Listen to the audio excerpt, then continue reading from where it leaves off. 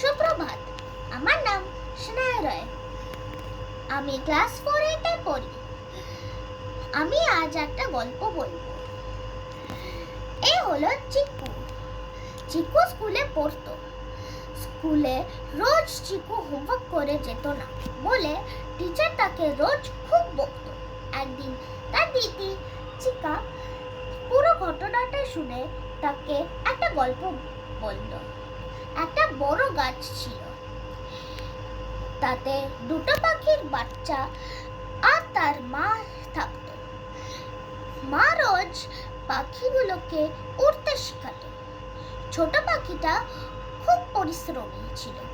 সে রোজ ওড়ার চেষ্টা করত, কিন্তু বড় পাখিটা আলসে ছিল। সে শুধু বসে বসে ফল খেত। একদিন একটা চিল তাদের বাসাতে আসে তাদের মারতে। ছোট পাখিটা উড়তে পারত, তাই সে বেঁচে গেল। কিন্তু বড় পাখিটা উড়তে পারত না, তাই যেই চিলটা তাকে নিতে গেল, তার মা এসে তাকে বাঁচালো। তারপর তার মা বললেন যে রোজ নিজের হোমওয়ার্ক করা উচিত, না হলে বিপদ আসলে নিজেকে রক্ষা করতে পারবে না। এটা শুনে চিকু বুঝলো যে হোমওয়ার্ক কতটা দরকারি জীবনে, না হলে অন্য বাচ্চাদের থেকে অনেক পিছনে হয়ে যাবে জীবনে, আর উন্নতি পাবে না।